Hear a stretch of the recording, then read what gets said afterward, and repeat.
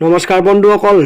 মই Tikheswar motivational Assam YouTube চেনেলটোলৈ আপোনালোকক পুনৰবাৰ স্বাগতম জনাইছো আৰু আজি আপোনালোকলৈ লৈ আহিছো আঘাতপ্ৰাপ্ত ৰবচনৰ দ্বিতীয় অধ্যায় প্ৰাৰ্থনা জানো আহক প্ৰাৰ্থনাত কি আছে গতিকে কি প্ৰাৰ্থনা হ'ব তো সকলোৱে মনোযোগেৰে শুনিব বুলি মোৰ আশা থাকিল যদি এতিয়ালৈকে কোনোবাই চেনেলটো সাবস্ক্ৰাইব কৰা নাই প্লিজ চেনেলটো সাবস্ক্ৰাইব কৰি ল'ব আৰু আধাখৰীয়া কাম নকৰিব লগতে বেল আইকনটো ক্লিক কৰি ল'ব তো আহক আগবাঢ়ো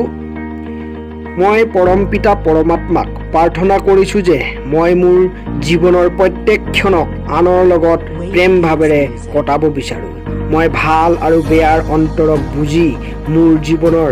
প্ৰত্যেক ক্ষণত কেৱল ভাল উদাহৰণ দি যাব বিচাৰো সেই কাৰণে হে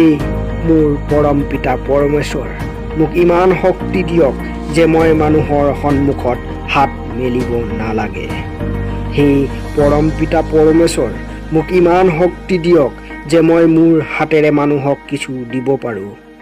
হে পৰম পিতা পৰমেশ্বৰ মোক ইমান শক্তি দিয়ক যে মোৰ হাত অসহায়ৰ বাবে সহায়ক হয়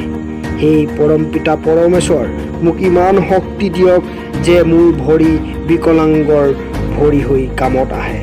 হে পৰম পিতা পৰমেশ্বৰ মোক ইমান শক্তি দিয়া যে মোৰ চকুৱে অন্ধ মানুহক ৰাস্তা দেখুৱাব পাৰে হে পৰম পিতা পৰমেশ্বৰ মোক ইমান শক্তি দিয়ক যে মোৰ মুখে দুখী আৰু অশ্ৰু বাগৰা লোকক সান্তনা দিব পাৰে হে পৰম পিতা পৰমেশ্বৰ মোক ইমান শক্তি দিয়ক যে মোৰ মুখে নিৰাশ আৰু অসফল লোকক উল্লাসেৰে ভৰাই দিব পাৰে আৰু সফলতাৰ বাবে প্ৰেৰিত কৰিব পাৰে হে পৰম পিতা পৰমেশ্বৰ মোক ইমান শক্তি দিয়ক যে দুখীয়া আৰু দুখীৰ সেৱাত নিজকে সমৰ্পিত কৰিব পাৰো হে